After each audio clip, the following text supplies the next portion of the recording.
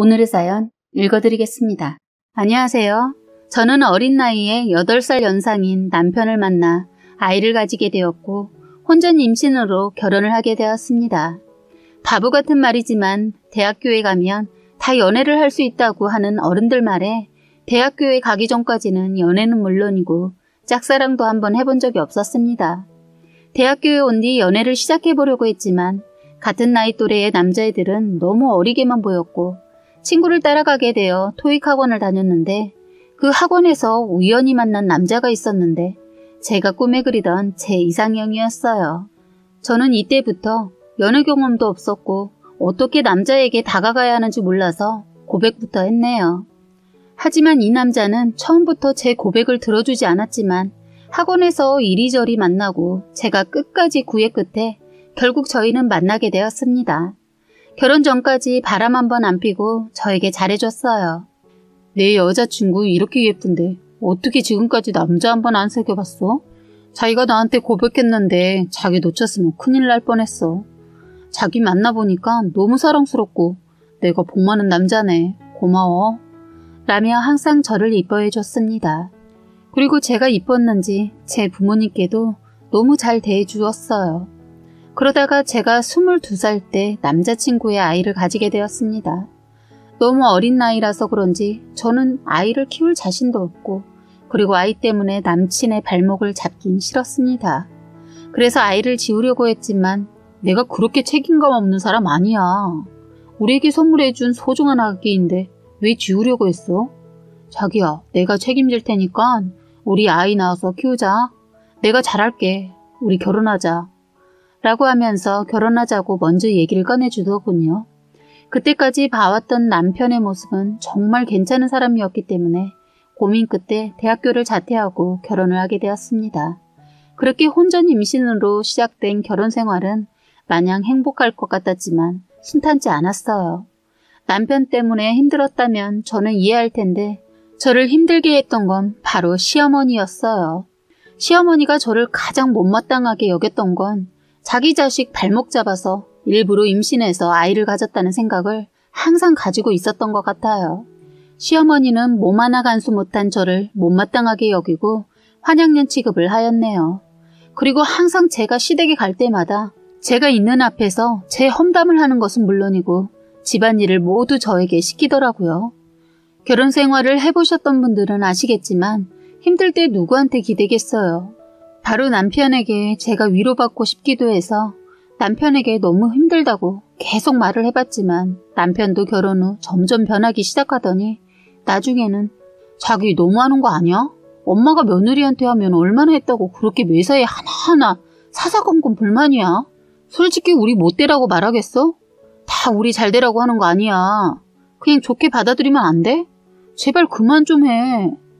라며 그런 걸로 징징거리지 좀 말라며 닥치라고 하면서 매사에 욕까지 하더군요.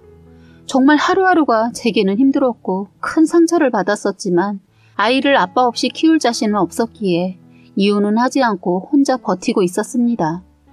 어느 날 시어머니가 저에게 시댁에 잠깐 들르라고 하시길래 남편이 오면 같이 가겠다고 했다가 소리를 고래고래 지르시면서 얼씨구, 넌 집에서 어른이 시키면 그렇게 하라고 가르치든? 너 계속하는 거 봤는데 진짜 배워먹지 못했네. 넌 시어머니가 오라면 와야지 뭘 그렇게 토를 다는 거야? 당장 와라. 이렇게 말하면서 큰 소리로 당장 오라고 하시는 거예요. 진짜 시어머니 흔히 요즘 아이들 말하는 부모를 욕하는 패드립까지 서슴없이 말하더라고요. 정말 화가 나고 눈물이 났지만 대들지를 못했네요. 솔직히 그때는 시어머니가 너무 무서워서 알겠다고 하고 갓난아이인 제 딸을 업고 미련하게 시댁에 버스를 타고 갔습니다. 그때 겨울이었고 얼마나 추웠던지 시댁에 가는데 이리저리 찬바람을 쐬면서 이동을 해서 그런지 시댁에 도착해서 나서부터 아이가 계속 보채더군요. 그렇다 보니 계속 아이 생각만 나고 해서 시어머니가 시킨 일도 제대로 하지 못하고 안절부절하며 시어머니가 시킨 일을 하고 있었습니다. 그런 제 모습이 답답했는지 시어머니는 갑자기 울어대는 딸아이를 번쩍 안아들더니 안방에다가 혼자 둔 후 나와버리는 거예요. 그 모습에 당황한 저는 시어머니에게 뭐 하는 거냐고 여쭤보니 내가 애들 한두 명 키워보냐? 아니 얘는 누굴 닮아서 이렇게 울어? 저런 건 혼자 그냥 내버려두면 알아서 그치니까 넌 내가 시키는 거나 제대로 해. 라고 하시더군요. 방 안에서 새어나오는 아이의 울음소리에 제 마음이 타들어가면서 제 눈에서도 눈물이 계속 나오더라고요. 그것도 창문에 암막 커튼이 쳐 있어서 캄캄한 방 안에서 막 울고 있었어요. 제가 왜 이렇게 살아야 하지 하는 생각이 들어서 시어머니 앞에서 앞치마를 집어던지고는 안방으로 들어가서 아이를 안고 나갔습니다. 그랬더니 시어머니가 지금 뭐 하는 행동이냐고 하시는 거예요. 그래서 저도 울면서 한마디 했습니다. 해도 해도 너무하신 거 아닌가요? 이제 시집살이에 지쳤고 정말 참는 것도 한계가 있어요. 저 남편이랑 이혼할 거고 이 아이 저 혼자 키울 테니까 연락하지 말아주세요. 한 뒤에 아이를 데리고 시댁에서 나와서 병원으로 달려갔어요. 아이가 계속 보채서 시댁 근처에 있는 소아과를 가서 진찰을 받으니 아이는 거의 40도에 가까웠고 병원 의사선생님은 어머니 아이가 열이 높은데 그대로 있었으면 위험할 수도 있었습니다. 왜 이제야 오셨어요? 약 처방해 드릴 테니 빠지지 말고 아이에게 꼭 먹이세요. 라고 했고 이 말을 듣는데 참 제 자신이 한심하더라고요.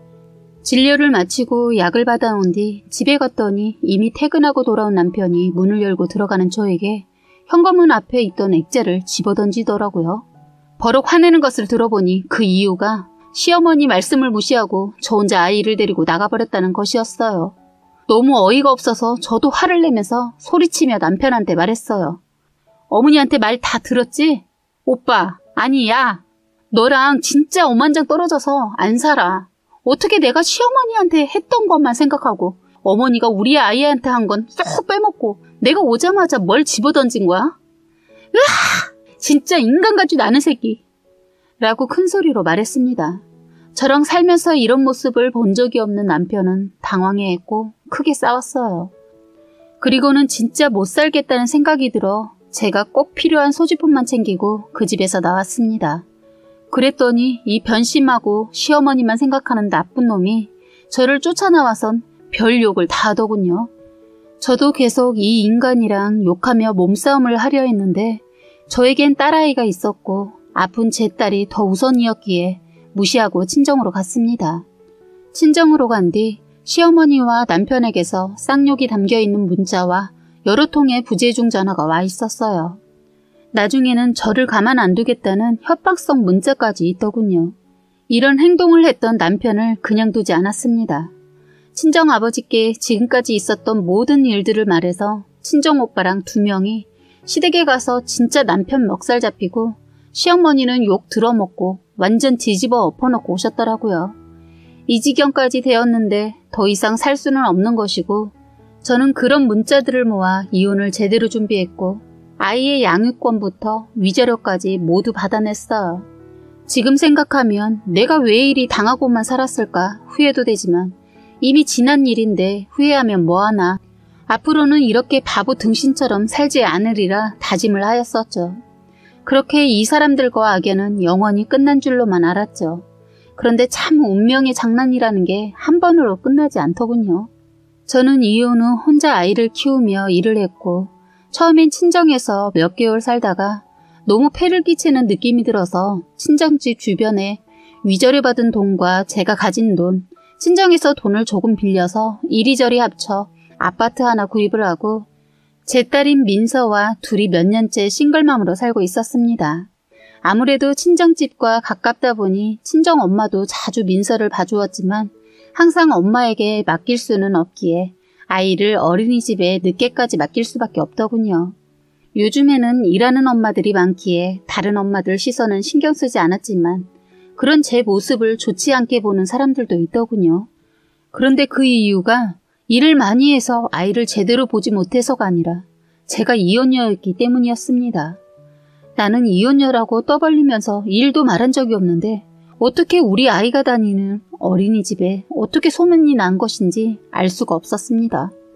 하지만 제가 이혼녀라는 사실을 왜 어린이집과 아파트 사람들에게 소문이 났는지 그 이유를 알게 되었네요. 저희 아이의 어린이집에 치맛바람이 유독 센 아줌마가 한 명 있었는데 항상 부모님이 참관해야 할 때가 있으면 황당하게도 뒤에서 저 들으라고 제 험담을 하곤 하더라고요. 이 아줌마는 현중이라는 아이의 엄마입니다. 그런데 저는 일을 크게 벌리고 싶지 않아 다 들려도 모르는 척 넘어가곤 했습니다. 그리고 다른 엄마들 중에서도 워킹맘들이 많았기에 오히려 그 엄마 옆에서 함께 험담을 하는 것이 아니라 저를 위로해 주더라고요. 며칠이 지나고 어린이집 엄마들 모임이 생기게 되었어요. 직장맘들이 많았기 때문에 저녁에 만나기로 했었죠. 모임날 당일 오전 저는 뜻하지 않게 외근을 나가게 되었습니다. 외근을 나간 김에 점심도 해결할 겸 근처에서 식당을 찾고 있었어요. 저희가 가려던 식당 대각선 쪽에 모텔이 하나 있더군요. 그런데 모텔에서 나오는 두 사람을 보는 순간 정말 깜짝 놀랐습니다. 두 사람은 바로 전 남편과 제 뒤에서 매번 험담을 하던 현중이의 엄마였거든요. 제 두 눈으로 보고도 믿을 수가 없어 그 둘의 사진을 찍은 뒤 확대를 해보니 확실하더라고요. 많이 충격적이긴 했지만 이젠 전 남편도 제 알바가 아니기도 하고 현중이 엄마의 사생활이었기 때문에 제가 왈가불가할 건 아니었지요. 예상했던 것보다 회사 일이 조금 늦게 끝나 민서는 친정 엄마한테 맡겨놓고 모임 장소인 카페에 저녁 7시였던 모임 시간에서 20분 정도 늦게 도착하게 되었어요. 늦게 도착해서 죄송하다며 들어가는 제 앞에 대고 현중이 엄마는 저를 비꼬며 반기더군요. 어머, 회사 일은 혼자서 다 하시나 봐요. 여기 직장 다니는 엄마들이 시간이 남아돌아서 오신 것도 아닌데 이렇게 늦으실 거면 오시지 말지. 기분이 나쁘긴 했지만 제가 늦은 건 맞긴 하기 때문에 죄송해요. 일이 늦게 끝나서요. 다들 많이 기다리시느라 힘드셨죠? 라고 했습니다. 이렇게 제 사과로 끝낼 줄 알았지만 현중이 엄마는 여기서 한마디 더 하시더라고요. 그럼 힘들지 안 힘들겠어요? 20분이나 늦는 게 어디 있어? 이렇게 말하는 현중이 엄마를 옆에서 다른 엄마들이 말리더라고요. 그런데 그 엄마들에게 아니 내가 틀린 말 했나? 자기들도 다들 기다리느라 짜증난다고 했잖아. 다들 웃긴다. 나만 나쁜 년 만나는 건 아니지? 라고 하더군요. 가만히 사과하고 넘어가려는 저를 건드는 현중이 엄마의 태도에 화가 살짝 나길래 저도 한번 빚고 와서 얘기해줬어요. 죄송해요. 제가 오늘 커피는 살게요. 현중이 엄마 아까 봤는데 오늘 남편이랑 좋은 데 갔다 오셨나 봐요. 너무 다정해 보여서요. 네? 갑자기 뜬금없이 무슨 말 하는 거예요? 아니거든요. 오늘 시댁 갔다 왔는데요. 아닌데 이상하다. 지금 입고 계신 옷 입고 남편분이랑 같이 모텔 앞에 나오는 거 봤는데. 뭐래 이 여자가. 누가 대낮에 모텔 가요? 어머 남편하고 낮에 모텔 가는 게 뭐 어때서요? 제가 남편이 없어서 잘 모르는 건가? 그리고 남편하고 모텔 가는 게 그렇게 발끈한 일인가요? 부끄러워서 그러시나 보다. 그렇죠? 이 여자가 미쳤나 봐. 민서 엄마 때문에 오늘 시간 다 뺏겼는데 말 같지도 않은 말을 해서 기분 영 안 좋네요. 됐고요. 저는 오늘 집에 먼저 갈게요. 다음에 불러주세요. 라고 하곤 카페에서 나가더라고요. 현중이 엄마가 가신 후 다른 엄마들끼리 조금 더 수다를 떨다 다들 집으로 돌아가게 되었어요. 그런데 모임날 이후 일주일 정도가 지났을까? 어느 날 아이가 어린이집에서 갔다 오더니 저에게 갑자기 이상한 말을 하는 거예요. 엄마는 아빠를 사랑하지 않아? 그래서 우리가 같이 살지 못하는 거야? 우리 딸 갑자기 왜? 현중이가 그러는데 엄마는 아빠가 사랑하지 않아서 너 버린 거래. 그랬어. 정말이야? 아니지. 정말 뜬금없이 말을 하며 울먹거리더군요. 참 어이없고 황당하더라고요. 아이한테 할 말이 있고 하지 말아야 할 말이 있는데 나한테 무슨 억가심정이 그리 많은지 지 자식에게까지 X 같은 소리를 하고 다니니 너무 화가 치솟았습니다. 우선 울먹이는 아이를 진정시키고 저와 아이 아빠가 왜 헤어져야 했는지 아이 눈높이에 맞추어 설명해 주었고 제 설명을 들은 아이는 안심하고 잘 놀더라고요. 전 속으로 이 여자가 아무리 내가 남편 없고 싫다고 해도 이게 아이한테 할 말이야? 진짜 인간이 아니라 핵 폐기물급 쓰레기네 라고 생각하며 욕이 절로 나왔습니다. 그리고 어리디 어린아이가 이런 말을 듣고 얼마나 큰 충격을 받았을까 생각하니 가만히 있으면 안 되겠다고 생각했습니다. 자기 아이한테까지 이런 말을 한 현중이 엄마한테 화가 나서 다른 엄마들에게 연락을 해서 현중이 엄마 번호를 물어보다가 다른 이야기까지 듣게 되었습니다. 엄마들 사이에서는 누가 있는지 모를 출처 없이 떠도는 제가 이혼을 하게 된 이유가 지저분한 남자 관계 때문이었고 여러 가지 안 좋은 말들을 들었고 그래서 그런 이유들로 헤어지게 된 것이라고 소문이 나 있더군요. 이 소문의 출처를 파내고 파보니 바로 전 남편과 모텔에서 나왔던 그 쓰레기인 현중이 엄마였습니다.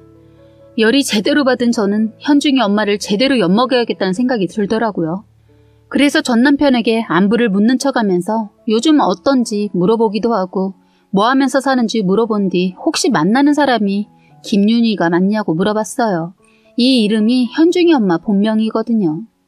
전 남편과 이혼할 때는 정말 마주치기도 싫은 원수 사이였지만 민서 때문에 가끔 연락을 하기도 하던 사이였기에 예전보다 많이 괜찮아졌기 때문인지 흔쾌히 대답을 해주더라고요. 제 물음에 전 남편이 어떻게 알았냐고. 뭐야, 네가 내가 만나고 다니는 사람을 어떻게 알고 있어? 너 혹시 내 뒤라도 파고 다녀? 우스갯소리를 하면서 자기 애인 얘기를 해주더라고요. 자기가 이혼남인 사실을 알고 있지만 미혼인 이 사람은 자기를 이런 자신도 좋아한다고 하더라고요. 그래서 그 사람 미혼인 거 확실하냐고 물어봤더니 맞다고 하길래 내가 아는 사람인 것 같은데 혹시 사진 보내줄 수 있어? 라고 했더니 사진 한 장을 보내줬는데 제가 아는 현중이 엄마가 맞더라고요. 그래서 현중이 엄마한테 전화를 걸어 잠깐 만나자고 했고 처음에 내가 왜 댁을 만나야 하는지 모르겠다며 싫다고 했지만 이런저런 말을 하고 지 자식인 현중이 얘기라 현중이 아빠도 함께 나와줬으면 한다고 했더니 조금 고민하더니 남편이 6시 정도에 퇴근한다고 그럼 그때쯤 나간다고 하길래 어린이집 앞에 있는 카페에서 만나자고 하더라고요. 그날 6시쯤 카페에 먼저 도착해서 앉아 있었는데 10분 정도 지나니까 두 사람이 들어오더군요. 현중이 아빠는 저에게 반갑다며 정중하게 인사를 했고 안녕하세요, 민서 어머니. 애엄마한테 해서 얘기 많이 들었는데 정말 만나뵙게 돼서 정말 반가워요. 현중이 때문에 괜히 할 말이 있으시다고 해서 왔습니다. 라고 하길래 애엄마한테 내 얘기를 많이 들었다고 하던데 속으로 이 여자가 남편 앞에서 나를 엄청 씹었겠구나 하고 생각이 되더라고요. 지 남편 앞에서는 나한테 했던 싸가지 없는 말투며 행동은 언제 그랬냐는 듯이 전혀 안 보이고 아주 착하고 고귀한 척은 자기가 다 하더라고요. 현중이 때문에 부르신 걸로 아는데 무슨 일이라도 생긴 거냐며 물어보시길래 죄송하지만 사실 그것 때문에 부른 게 아니라고 했습니다. 그러고는 조금만 기다리시면 이유는 알게 될 거라고 했죠. 그리고 5분 정도 지났을까? 제 전남편이 카페 안으로 들어왔습니다. 저는 전남편에게 민서 때문에 할 얘기가 있다고 하며 그 카페로 불러냈거든요. 전남편이 들어오는 걸 보자마자 현중이 엄마는 엄청 당황하더니 얼굴을 가리려고 하더라고요. 그래서 저는 전남편에게 여기야 6시까지 오라고 했더니 왜 이렇게 늦게 왔어? 라고 하며 전남편을 불렀습니다. 그랬더니 갑자기 현중이 엄마가 고개를 휙 하고 다른 쪽으로 돌리더라고요. 그리고서는 안절부절 못하는 거예요. 그때까지는 전남편은 현중이 엄마 얼굴을 못 봐서 그런지 저희가 앉아있는 테이블로 걸어오더라고요.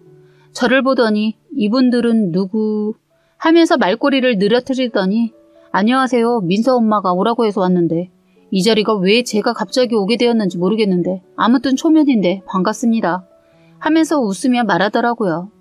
현중이 아빠는 그냥 현중이 일로만 만나기로 했는데 갑자기 다른 남자가 우리 쪽 테이블에 갑자기 앉으니 어리둥절해 하더군요. 저는 그때 1.1획도 빠짐없이 모두 말했네요. 애써 고개를 다른 쪽으로 하고 나가려고 하는 나쁜 년을 바라보면서 현중이 엄마, 왜 자꾸 고개를 돌리고 나가려고 해요? 아마 이 남자랑 구면이실 텐데 왜 모른 척해요? 라고 했더니 현중이 아빠는 이 상황이 무슨 상황인지 모르고 매우 혼란스러워하고 당황하더라고요. 그리고 현중이 엄마와 전 남편은 서로 눈이 마주쳤고 둘 다 어색한 자리가 이상했는지 힐끗힐끗 보고 있더라고요. 그래서 제가 말했습니다. 현중이 아버님, 초면에 너무 죄송한데 너무 아내분을 믿으셨나 봐요. 그쪽 아내분이랑 제 전남편이 바람을 피고 계세요. 라고 제가 말하자마자 현중이 엄마가 벌떡 일어나더니 뭔 소리를 하는 거냐며 버럭 소리를 지르더군요. 전남편도 갑자기 이 상황이 어이가 없었는지 그리고 위에서 말했듯 이 여자가 자긴 미혼이라고 했는데 결혼했고 그 남편까지 있는 걸 눈으로 보니 남편도 매우 화가 나 있었는데 참고 있는 게 보였어요. 저한테 뭐라고 하면서 그냥 나가버릴 것 같았지만 계속 그 자리에 앉아 있더라고요. 아마도 자신도 이 여자가 어떻게 나올지 한번 보려고 계속 아무 소리 안 하고 앉아 있는 듯 보였습니다. 그래서 그때 내 눈앞에서 봤던 모텔 앞에서 찍었던 이 두 사람의 사진과 남편한테 민서를 보여주기 위해서 가끔 전 남편을 봤을 때 제 핸드폰 배터리가 없다고 해서 남편한테 폰 좀 잠깐 빌린다고 하면서 화장실에 가서 통화하는 척하며 사진 갤러리를 찾아봤었는데 그 여자와 찍었던 일반 사진과 그리고 무슨 자랑인지 왜 모텔 안에서 찍은 사진도 있더라고요. 그중에 하이라이트가 될 만한 사진들 몇 장을 제 폰에 전송을 하고 난 후에 몰래 복사를 해서 저장해 놓은 게 있었습니다. 저는 테이블 위에 제 폰을 꺼내서 그 전에 제가 모아두었던 증거들을 그 바람난 여자 남편에게 보여주며 제 말을 못 믿으시겠지만 다른 말 안 할게요. 여기 사진 보이시죠? 현중이 엄마 자기가 바람피운 상대가 내 전 남편인 거 몰랐나 보네. 어떻게 구워 삶았는지 이 사람은 현중이 엄마가 애가 있는지도 결혼한지도 모르고 있었나 봐요. 라며 비꼬는 말투로 툭툭거리면서 말을 했습니다. 현중이 아빠는 큰 충격을 받았는지 갑자기 정색하면서 아무 말도 안 하고 전 남편은 자신의 폰에 있던 사진들을 옮긴 것에 대해서 격분을 했고 그리고 무엇보다 제가 했던 말을 듣고는 이 상황이 뭐냐고 저에게 물어보길래 귀엽어? 듣고도 몰라? 라고 했어요.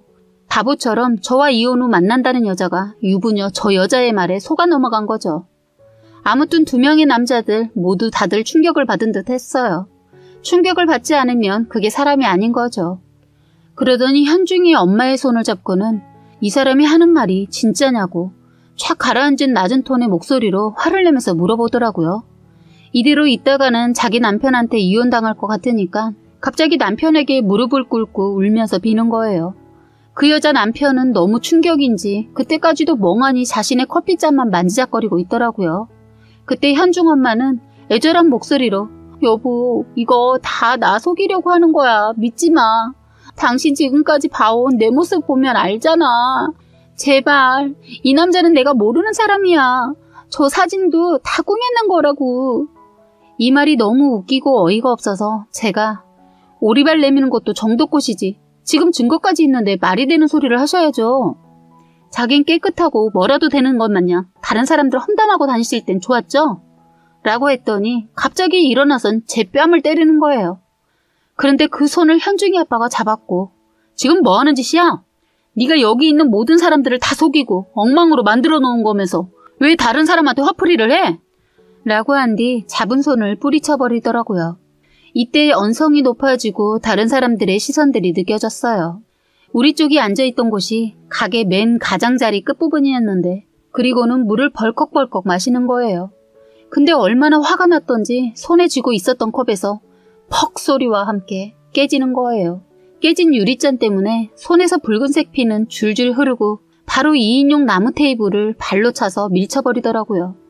가게 안에 있던 손님들은 웅성웅성거리며 다들 저희를 쳐다보더라고요. 제가 보기에는 손님 중에서는 아마 같은 아파트에 살고 있는 사람들도 몇몇도 보였던 것 같아요. 피가 줄줄 흐르는 손을 하고서는 참을 수가 없다. 어떻게 그렇게 하고 다닌 거야? 바람 한번 피운 사람은 변하지 않는다더니 결혼 전에 용서해준 것도 까먹고 또다시 바람을 피워? 다신 나 볼 생각 하지 마. 그러더니 냉정을 되찾으며 저에게 인사를 하는 거예요. 민서 어머니, 이거 알려주시기까지 고민 많이 하셨을 텐데 알려줘서 고맙네요. 하면서 피가 계속 나길래 제가 화장지를 건네주었습니다. 건네준 화장지를 피가 나는 손에 피를 닦고 누르더니 급하게 그 자리를 벗어나고 나가버리더군요. 그 남편이 했던 말을 요약하면 결혼 전에도 바람을 폈었고 그걸 들켰지만 남편이 용서를 해줘서 결혼까지 했던 거라고 말하는 것 같았어요. 그리고 이 상황을 지켜보던 그 여자를 알고 있는 아파트 사람들도 우연히 모두 지켜봤네요. 저기 봐봐, 저 여자 어린이집 현중이 엄마 아니야? 뭐야, 무슨 일이야, 바람 피운 거야? 대박, 동네 창피해서 어떻게 사냐? 와, 이거 뭔 상황이야? 잠깐 들어봤는데 저 여자 막장 드라마에서나 나오는 드라마보다 더 하는데? 하면서 웅성웅성대며 혀를 차는 사람도 있었어요. 정말 그 여자한테는 너무한 거 아닌가 하는 생각도 들었지만 그토록 날 깔보고 무시하던 그 여자에게 복수를 하니 10년 묵은 체중이 확 내려가는 기분이었습니다. 제가 보기에는 동네 창피해서라도 그 동네에서는 얼굴 못 들고 살 것 같았어요. 아무튼 그 상황을 계속 지켜보던 전 남편은 이 상황 자체가 자신도 어이없는지 한마디 못하고 있었습니다. 현중이 엄마는 그런 현중이 아빠를 따라 나갔고 한바탕 난리가 난 카페에 남겨진 저와 전 남편은 소란을 일으켜 그 카페에 있을 수 없을 것 같고 해서 카페 사장님께 정말 죄송하다고 하고 나가서 다른 곳에서 얘기를 나누게 되었습니다. 처음에 이게 뭐 하는 짓이냐고, 날 개망신시키려고 이 자리에 불렀냐고 막 화를 냈어요. 그래서 제가 당신 나랑 이혼하고 더 잘 살아야지. 저런 개만도 못한 년을 만나고 이러려고 나한테 함부로 대하고 이혼한 거야? 정말 한심하다 라고 했습니다. 그 인간도 자신이 속은 게 한심했는지 오히려 이 사실을 알려줘서 고맙다고 하고 그 전에 미리 알려주지 왜 이제 알려줬냐고 저한테 뭐라고 하더라고요. 그래서 당신 딸이 저 여자 꼬맹이 아들한테 얼마나 계속 놀림당했는지 모르지? 그래서 내가 확실히 보여주려고 이렇게 말하고 당신한테 보여준 거야. 당신이 저 여자 계속 만날지 말지는 내 상관할 바는 아니지만 적어도 내 딸에게 그렇게 행동한 저 여자를 계속 만나는 건 난 아니라고 봐. 라고 말해줬습니다. 얘기를 나눠보니 유부녀인지는 정말 꿈에도 몰랐고 더군다나 애까지 있는 줄은 상상조차 하지 못했다고 하더라고요. 전 남편과는 이 얘기와 민서 얘기를 좀 한 뒤에 헤어지게 되었습니다. 저는 이혼한 전 남편과 다시 재결합할 생각도 전혀 없고 전 남편과 다시 인연의 끈을 다시 이으려고 한 것도 아니고 내가 받은 고통과 그 여자가 행동들에 책임을 지게 했던 복수였네요.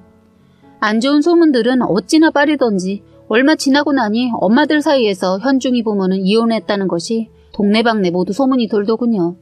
그 소문에 대해서 진짜인지 거짓인지 확인해보니 사실이었고 현중이네 엄마는 그날 이후에 시댁 식구들에게 한바탕 난리가 난 뒤 쫓겨났다고 하더군요. 그래서 저기 아래쪽으로 내려가서 혼자 살고 있는 걸로 알고 있습니다. 사람은 쉽게 변하지 않는다는 걸 이번 기회에 잘 알게 된 것 같네요. 정말 혼자 살다 보니 열이디 연하고 약한 제가 왜 이리 독해졌나 모르겠어요.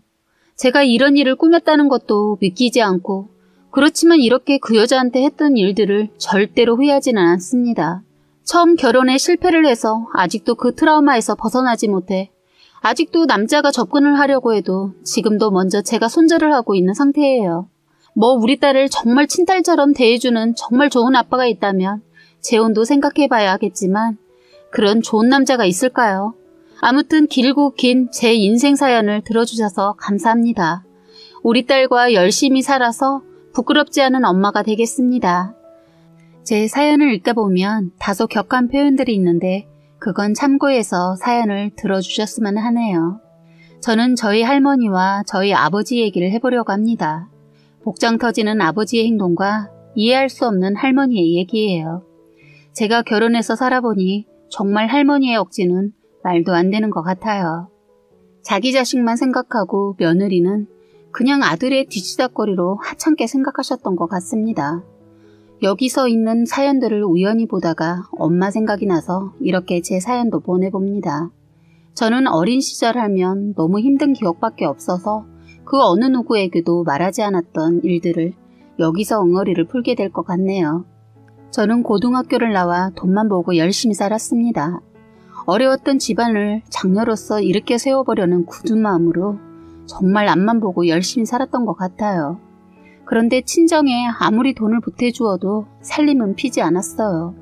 아프신 아버지는 허구한 날 술에 쩔어 사시고 하루가 멀다 하고 사고를 치고 다녔기 때문이었습니다. 제가 어렸을 때부터 집불도 없으면서 아버지는 술을 드시다가 기분이 좋아지면 식당에서 같이 먹고 있던 사람들의 술값까지 계산을 해버리는 계획성이 전혀 없는 사람이었어요. 보중도 술김에 서버리는 그런 아버지 때문에 늘 엄마는 빚을 갚느라 너무 힘들게 사셨어요. 엄마도 아버지의 빚을 갚다 지쳐서 친할머니한테 손을 내밀었나 봐요.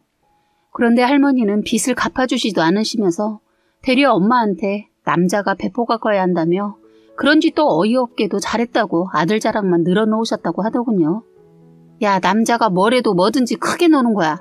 그딴 술값이 뭐라고 애비 기를 죽이냐? 그리고 그 돈 얼마나 된다고 보증 설 수도 있지. 우리 아들은 크게 될 사람이니 뭐라 하지 말고 내조나 잘해. 어머니, 지나치니까 그렇죠. 저도 이제 한계가 느껴지고 애들 커가는데 돈이 많이 들어가는데 그런 거에는 관심도 없고 일만 저질러 놓고 그 뒷감당 제가 다 하니까 그러는 거잖아요. 너 가정 얘기를 왜 나한테 말하냐? 나는 모른다. 나는 먹고 죽으려도 돈 없다. 하고 툭툭 털어버리셨다고 해요. 이럴 거면 놀고 싶으면 놀고 일하고 싶으면 일하는 능력 없는 아버지, 부추기지나 말지. 엄마는 너무 화도 나고 더는 안 되겠어서 할머니와 얽힌 일만이라도 해결하려고 말을 했다네요. 그럼 어머님이 저 때 술에 취해 있던 이 사람 저 모르게 데리고 가서 시이모님 보증석에 있던 거 그거라도 해결해 주세요. 그걸 왜 나한테 떠넘겨? 애비가 저질러 놓은 거니까 네가 책임져야지. 참 할머니는 항상 이런 식으로 막무가내였어요. 너무 기가 막힌 게 할머니가 이모 할머니 하는 사업에 콩고물이라도 떨어지면 그거 얻어먹으려고 술 취한 아버지를 꼬셔서 데려가 이런 일을 저질렀다는 겁니다. 그래놓고는 이모 할머니가 하던 일이 잘못되어서 잠적해버리자 완전 나몰라라 하면서 저딴 행동을 보여서 그 빚을 저희가 다 떠안게 되었다고 하더라고요. 그래서 한동안은 집에 모르는 아줌마 아저씨들이 와서 집을 다 쑥대밭을 만들어가곤 했어요. 할머니는 이렇게 아무런 도움도 주지 않으면서 아버지를 꼬드겨서 이런 일을 꾸몄고 할머니도 아버지 못지않게 사고를 치고 다녔습니다. 그렇게 맨날 사고를 치면 모든 뒷감당은 다 불쌍한 엄마의 몫이었고요. 할 수 없이 엄마가 생계를 위해 낮에는 국밥집 식당에서 바쁜 시간대에 설거지를 하고 퇴근하신 후 다시 새벽에는 김밥집으로 출근을 하셔서 저희 가정을 이끌어 가셨어요. 잠을 쪼개서 주무시고 그렇게 생활을 하신 거예요. 그런 불쌍한 우리 엄마를 도와 저는 동생 둘을 보살폈어요. 동생들을 생각하면 참 짠하고 안쓰러워요. 동생들이 남동생이어도 애들이 철이 일찍 들어 어리광 자체를 부리지 않고 자랐습니다. 딱히 잘하는 것도 없는 무능한 아버지 때문에 저희 가족은 늘 이렇게 힘들었어요. 가진 것도 쥐풀도 없으면서 미련하게 배포만 크시고 일은 안 하시고 사고만 치시니 늘 힘들었던 기억밖에 없었습니다. 너무 힘들어서 어린 마음에 아버지가 안 계셨으면 좋겠다는 생각도 한 적이 있었는데 그것은 바로 술만 먹고 오면 우리를 못살게 구는 아버지의 주사 때문이었어요. 아버지는 술을 매일 드시기 때문에 저희는 아버지의 주사를 하루도 빠지지 않고 들어야 했어요. 주사를 들을 때면 그냥 듣는 게 아니라 무릎을 꿇고 말입니다. 아무튼 그때 매일 무릎을 꿇었던 것은 아니고 저희가 아버지가 오시기 전에 잠을 잤을 경우에만 그런 벌을 받아야만 했어요. 어린애들이 어떻게 새벽에 들어오는 아버지를 기다리다 잠을 자겠어요. 참 억지스러운 말도 안 되는 생각 때문이었어요. 참 한숨밖에 안 나오는 아버지였습니다. 일찍 들어오신 날은 저희를 앉혀놓고 내가 말이야 부터 시작해서 자기가 살아온 얘기, 앞으로 어떻게 살아야 하는 얘기 등등 하나도 쓰잘데기 없는 얘기를 주절주절 늘어놓으셔서 졸려서 눈을 비비고 들어야 했어요. 이런 잔소리는 짧으면 2시간이고 길면 서너 시간을 들어야 했습니다. 저희는 못 자게 벌을 서게 해놓고 아버지는 말하다 자고 또다시 일어나 또 말하고 저도 나중에는 꾀가 생겨 동생들과 저는 아버지 잘 때 다리를 펴고 살짝 자기도 했어요. 그렇게라도 안 하면 동생들이 너무 힘들어하고 저 또한 학교에서 공부도 못하고 잠을 자게 되어서 맨날 선생님한테 혼나기 일쑤였네요. 그런데 그냥 방으로 가서 자게 되면 더 큰 일이 벌어졌기 때문에 쪼그리고 앉아있다가 아버지가 완전히 자는 것 같으면 그때야 자거나 가끔은 저희도 모르게 그 자리에서 잠들곤 했어요. 가끔은 이유 같지 않은 이유로 큼지막한 배로 온몸을 맞기도 하고 이것저것 손에 잡히는 것이 있으면 마구잡이로 저희를 때리셨어요. 아버지는 술만 드시면 이러시고 술을 안 드실 땐 병자처럼 누워있거나 가끔 일하러 나갈 땐 용돈도 주셨는데 어린 나이였지만 아버지라는 사람이 꼭 악마 같았고 하나도 좋지 않았어요. 맛있는 거 사주거나 가지고 싶은 거 사줘도 하나도 행복하지 않았습니다. 자신이 한 것에 대한 미안함에 대한 사과의 뜻이었는데 정말 싫었어요. 완전 다른 사람의 두 사람이 저희 집에 살고 있는 것 같았어요. 지금 생각하면 정말 어렸는데 그때의 저와 동생을 생각하면 자꾸 눈물이 나고 아리고 용서가 안 돼요. 저는 어린 마음에 고통스러워서 동생들에게 울면서 정말 아빠 때문에 너무 힘들다. 우리 같이 하늘나라로 갈까?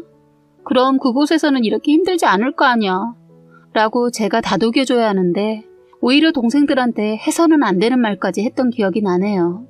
어린 마음에 얼마나 힘들었으면 그랬을까 싶어요. 제가 결혼해서 애를 낳고 내 아이를 키우면서 보니 내 동생들이 참 어렵구나라는 생각이 자꾸 드는 겁니다. 자그마한 고사리 같은 손으로 저를 도왔던 제 동생들이 지금은 애아빠가 되어서 아버지 같은 무능력한 아버지를 경멸했던 동생들은 얼마나 열심히 가정을 챙기고 아이들을 챙기는지 몰라요. 아주 이쁜 가정을 이루고 잘 살고 있네요. 그 모습들은 볼 때마다 너무 고맙고 다행이라는 생각을 합니다. 저도 어렸지만 많이 지켜주지 못한 것 같은 죄책감이 들었거든요. 어린 나이인데도 저 나름대로 애를 쓰다가 이렇게 아버지가 했던 행동들을 참다 못해서 엄마에게 말하면 집에서 크게 싸움이 났고 오히려 더 했으면 더 했지 덜하지는 않게 되었어요. 우리 때문에 부모님께서 싸우는 걸 보고는 아버지가 괴롭혀도 우리가 참아야 하나보다 하고 계속 시달림을 받게 되었어요. 아버지는 엄마가 새벽에 일을 나가면 밤에 잠을 못 자게 괴롭히던 게 더 심해져서 늘 공포에 떨어야 했습니다. 아버지의 이런 행동들이 더 심해지기 시작된 것은 엄마가 새벽 일을 나가면서였던 것 같아요. 그전에는 그렇게까지 심한 욕설과 행동까지는 하지 않으셨는데 변하기 시작했어요. 거의 3년의 시달림을 당하다 결국 저나 동생의 머리에는 스트레스 때문이었는지 500원짜리만한 크기의 원형 탈모가 오고 너무 어렸던 남동생들은 이상한 틱 같은 행동까지 보였어요. 불안해서 그런지 손톱을 물어뜯어 말로 못할 정도로 심각해져 가고 있었고 잘하던 말도 더듬기 시작했어요. 정말이지 그때만 생각하면 진짜 몸서리가 쳐지네요. 엄마는 우리들이 아버지 때문에 힘들어하는 건 아셨지만 그때까지 그 정도로 힘들어하는지는 눈치를 채지 못했어요. 일하시느라 집에 오면 늘 피곤해 쩔어 계셨거든요. 엄마가 너무 힘들어 보여서 어린 저희도 참고 버티고 있었는데 엄마를 더 힘들게 했던 것은 할머니였습니다. 엄마가 출근하고 나면 엄마 모르게 가끔 주말에 와서 살림살이에 대해 잔소리를 늘어놓으셨어요. 하는 것도 없이 살림을 이따위로 하냐 너네 엄마. 아이고 너무 게으르다. 계집인 네가 좀 치우고 살아. 아버지 밥도 좀 챙겨드리고 하시고 가시곤 했어요. 그리고선 엄마가 뭘 사다 드리는 것이 있는지 여기저기 장롱이며 창고를 뒤지고 그런데 더 어이없고 황당했던 건 엄마가 만들어 놓은 반찬을 다 쓸어 가셨어요. 엄마가 힘들어서 정리가 잘 되어 있지 않는 건 사실이었지만 집이 더럽거나 하진 않았거든요. 제가 한다고 해도 늘 아버지가 어질러 놓은 걸 매일 치워도 끝이 안 났어요. 아버지는 한 번 쓴 것은 제자리에 두지를 않고 그 자리에 그냥 뒀어요. 저희는 늘 아버지의 리모컨이 되어야 했습니다. 저희는 아버지 때문에 힘든 하루하루를 보내고 있을 때 드디어 엄마가 지금까지의 모든 일을 알게 된 날이 있었어요. 엄마가 쉬지 않고 일을 하면서 그렇게 달려오다 한 번은 호되게 몸살이 심하게 온 적이 있어 하루 새벽 일을 쉬게 되면서 그동안 있었던 모든 사실을 알고 저한테 왜 숨겼냐고 하시길래 옛날에 아빠가 우리 못자게 괴롭힐 때 엄마한테 말했잖아. 근데 그 다음에 우리한테 안 그럴 줄 알았는데 아빠는 더 괴롭히고 더 때렸어. 그리고 우리가 말하면 엄마 아빠 싸우니까 엄마도 맨날 일하는 거 힘든 거 아는데 우리 때문에 걱정하면 안 되잖아. 하면서 펑펑 울면서 말했던 기억이 나고 그때 엄마는 저희를 부둥켜 안고 많이 우셨습니다. 사실 그때 제가 초등학교 3학년이었으니까 지금 생각해도 참 어렸던 나이였지만 엄마를 많이 생각했던 것 같아요. 어린 나이였는데도 엄마 일하는데 신경 쓰일까봐 저희가 겪고 있는 것을 전혀 말하지 않고 숨겼거든요. 동생들도 입단속 시키면서 엄마가 신경 쓰지 않도록 했으니까 어쩌면 저도 그렇고 동생들도 다 철이 일찍 들었던 것 같습니다. 그렇게 엄마는 모든 것을 알게 되면서 아버지와 엄청 심하게 다툼을 하셨어요. 아무리 술을 드셨어도 힘이 장사인 아버지를 이길 수 없었던 엄마는 말로밖에 아버지한테 대들 수밖에 없었어요. 아버지는 엄마와 대화하다가 밀리면 습관적으로 손을 올려서는 엄마를 때리셨어요. 이 지긋지긋한 인간아, 네가 사람이야?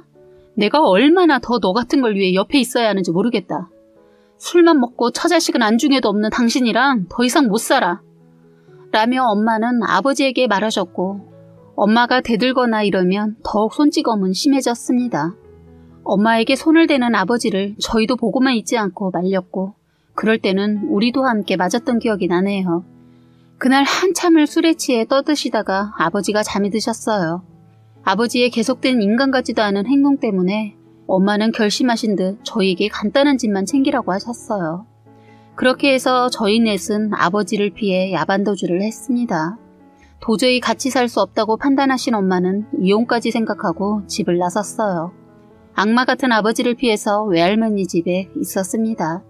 항상 아버지의 주사 때문에 너무 힘들었지만 외가에 있으니 정말 살 것 같았어요. 하지만 얼마 지나지 않아 일주일쯤 지나니 아버지가 저희를 데리러 왔습니다. 아버지는 절대로 이혼 못해준다고 하고 엄마는 다신 집에 안 가겠다고 했어요. 그러자 아버지는 억지로 저희들을 차에 태웠습니다. 엄마는 절대로 애들 못 데려간다고 저희를 차에서 내리게 하려고 하자 외할머니도 지치셨는지 그냥 애들 데려가게 두라고 하시면서 엄마를 잡으셨어요. 그렇게 해서 저희만 데리고 집으로 왔어요. 그런데 아버지는 저희만 데려왔지 엄마 몫을 해주지 않았어요. 그래서 뭐든지 다 오로지 제 몫이었던 거예요. 빨래해서 밥하는 거, 설거지, 청소 너무 힘들었던 것 같아요. 엄마도 그런 걸 아시기에 자신만을 생각하지 않고 엄마는 할 수 없이 다시 집으로 돌아오셨습니다. 아버지는 그럴 거라는 걸 알고 저희를 데려왔던 것 같아요. 그런데 엄마는 이번만큼은 각오를 하고 아버지에게 각서를 받았고 계속 이렇게 했다가는 전부 농약 먹고 함께 죽자고 했어요. 항상 개망나니처럼 굴었던 아버지는 다신 입에 술도 대지 않고 저희들한테 그런 행동도 하지 않겠다는 각서를 받고 다시 살게 되었습니다. 그런데 참 사람 변하지 않더군요. 걔가 재벌은 남 못 준다고 아버지는 또다시 술을 입에 대기 시작했어요. 그래서 또다시 지옥 같은 삶을 살게 되었습니다. 화가 난 엄마는 술에 만취한 아버지에게 내가 믿을 걸 믿었어야지. 내가 너 같은 놈을 믿고 다시 돌아온 내가 바보 등신이다. 아이들 생각해서 더 열심히 살아야지. 왜 자꾸 술독에 빠져 사는 거야? 난 당신 포기했으니까 나랑 애들 앞으로 없어져도 나 찾지 마. 라고 그러고는 가슴을 두 주먹으로 펑펑 치면서 아이고 아이고 우시면서 신세한탄을 하셨고 며칠 후 저희 엄마는 저희를 데리고 엄마 친구 도움을 받아 아버지가 찾지 못할 것 같은 시골로 도망을 갔어요. 술만 먹고 처자식은 안중에도 없는 무능한 아버지를 피해 10년 넘게를 숨어서 살았습니다. 아버지는 가진 것도 없고 능력도 없고 무지하고 무식했던 아버지는 아무리 찾으려고 했지만 저희를 찾지 못했어요. 그때 삼촌도 있었는데 삼촌 역시 하도 사고를 쳐서 얼굴 보기 힘들었는데 저희 찾는데 자기 동생 도움을 받지 못했던 것 같아요. 그렇게 저희는 안정을 찾고 잘 살고 있었어요. 그런데 엄마가 외갓집에 일이 있어 잠깐 들렀다가 아버지 소식을 듣고 마음이 약해진 엄마는 아버지를 다시 받아들였습니다. 받아들였던 이유는 맨날 술독에 빠져 살다가 하루가 다르게 살이 빠지고 혈색이 검게 돼서 병원에 찾았더니 간암 말기를 진단받았다고 하더라고요. 엄마는 그래도 애들 아빠인데 끝까지 버릴 수 없었다고 했습니다. 그렇게 해서 다시 아버지를 시골에 모셔오게 되었습니다.